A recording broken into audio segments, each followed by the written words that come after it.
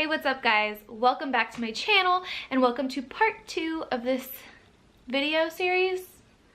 I guess it's a series, right? If there's 2 videos, that is a series.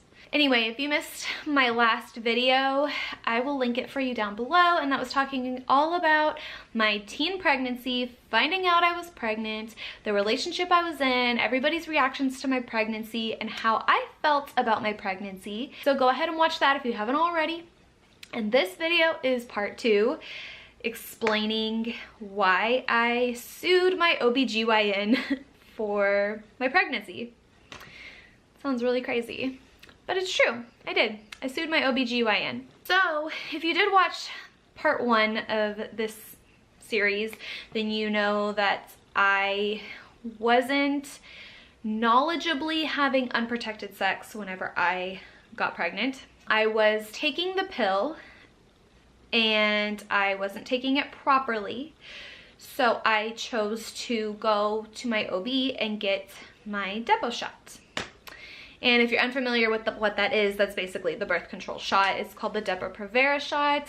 Basically, it's been a long time, and I obviously have opted out of getting the Depo shot in later years after this experience, but I believe you go once a month after your menstrual cycle and you get the shot, and that's it. You don't have to take a daily pill, you don't have to implant anything into your body or anything like that, and you are supposed to be protected.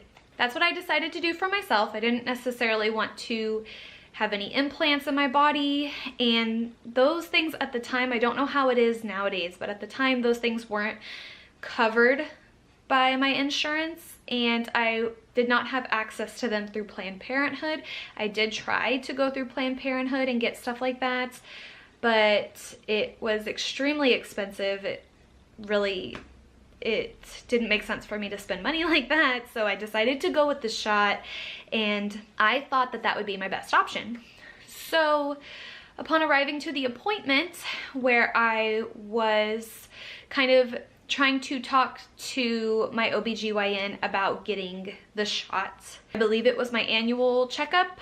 This was like 8 years ago, guys, so sorry for not knowing exact details, but I believe it was my annual checkup, and instead of seeing my OBGYN, I was talking to the nurse practitioner, who I didn't really like. We didn't really see eye to eye on a lot of things, and she's very, very pushy. I still remember I did not like her. She was very adamant about me getting the Gardasil shot, and I was there strictly to get my annual checkup and to talk about the Depo shot, but she kept bringing up this Gardasil shot. And I had done my research on the Gardasil shots, and I had personally decided that I didn't want to get the Gardasil shot, and that is every woman's choice. And my choice was that I didn't want it, and I was very adamant to her that I did not want that shot. And in fact, I was given a contract that I signed saying that I did not want that shot. Please don't give me the shot. I signed it, dated it. It was in my file. She wasn't very happy. I don't know why she was pushing this shot so hard, but she really wanted me to get the shot. She was annoyed that I didn't want the shot, but she let me sign that paper, and then she scheduled me my Depo shot. So I got that shot scheduled around my menstrual cycle, and after having my menstrual cycle, I went in and I got my Depo shot, or so I thought. I came in, I did exactly what they told me to do. I went up to the front desk and I said, I am here for my Depo shot.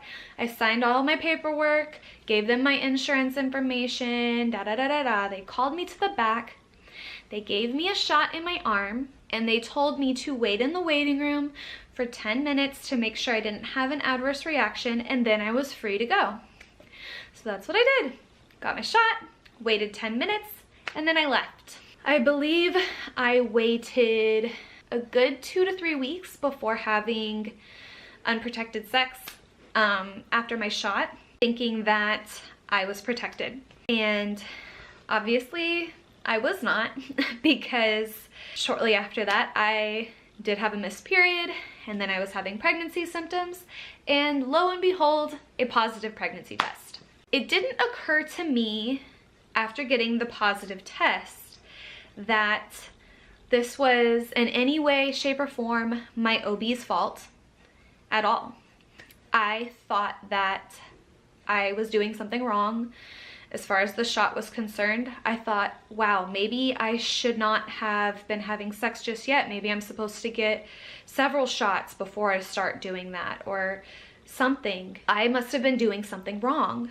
And I don't know. I didn't really know what was wrong, except that I'm now pregnant and wasn't ready for that. So I called my OB to set up my first prenatal appointment, not to discuss the shot, not to accuse anybody of anything, simply to schedule an appointment to get my baby looked at. Of course, if you have been pregnant before, if you've made one of these phone calls before, one of the first questions that they ask you is when your last menstrual cycle was. My answer was that it was the week before I got my Depo-Provera shot. You guys should have that on record. You know, go check that out. That's my last menstrual cycle date. This is where things get really sketchy. The lady I was talking to, I guess she was just a receptionist. She asked me if I would be okay with being put on hold for a second. I said sure, because I mean, in my mind, they're just gonna go look up my chart. They're gonna get my last menstrual cycle date, and then they're gonna get back on the phone with me. Well, no, that's not exactly what took place.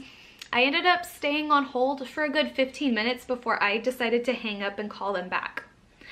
And when I did hang up and call them back, it wasn't the receptionist that talked to me.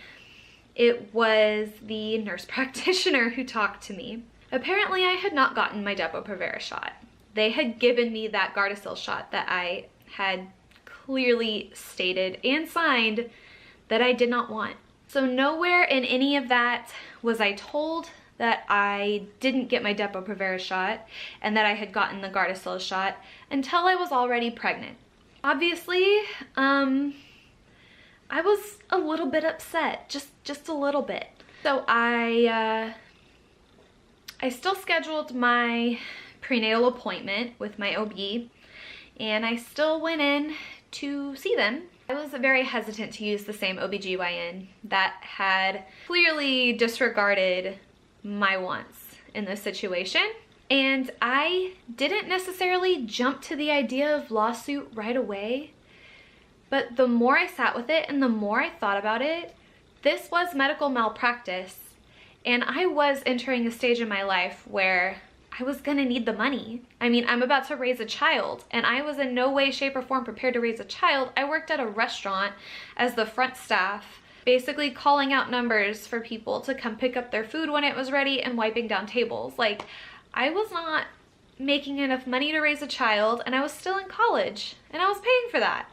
Like, I just wasn't ready for this. Not that it was their fault that I got pregnant. I mean, it's not like they injected a baby into me or anything like that, but I did go to them to be protected, and I left unprotected with the idea that I was protected, if that makes sense.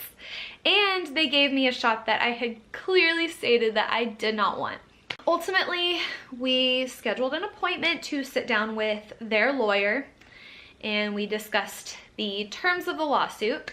Basically, what I found out through this experience is that you cannot sue for unwilling life. So basically, I couldn't sue them over the pregnancy, or how do I even explain this? This is so like kind of complicated. I couldn't sue them for me getting pregnant, but I could sue them for giving me the Gardasil shots, which I did not want. And then I could sue them for the pain and suffering that I was enduring from the pregnancy. What we ended up agreeing on, and I never actually went to court, I never actually like testified to a judge or anything like that, we came to an agreement. So in the end, what we agreed on was that they would take care of all of my prenatal expenses. All of my prenatal appointments were all taken care of. My ultrasounds were taken care of by them. And any prescriptions that I needed during the pregnancy were taken care of, as well as my hospital bill at the birth of the baby. They did not, however, take care of my baby's hospital bill, which was a lot of money, but they did compensate me for pain and suffering, And in the end, I ended up with all of my prenatal expenses paid for, and I did end up with a $30,000 settlement from my OB. I also ended up as a teen mom, but that's another story. So that is my story in a nutshell. That is, I think, all the details of my lawsuit.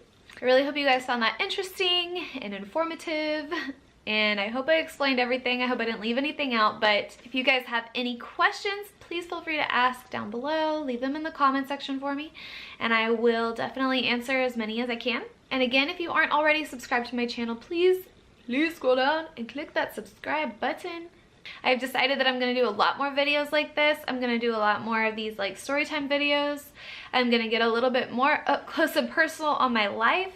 I think up until this point, I've been really nervous to open up about a lot of this stuff. I'm more of an introvert. So I love doing YouTube and I love sharing my life with you guys, but I still get a little bit nervous doing so, especially stories like this.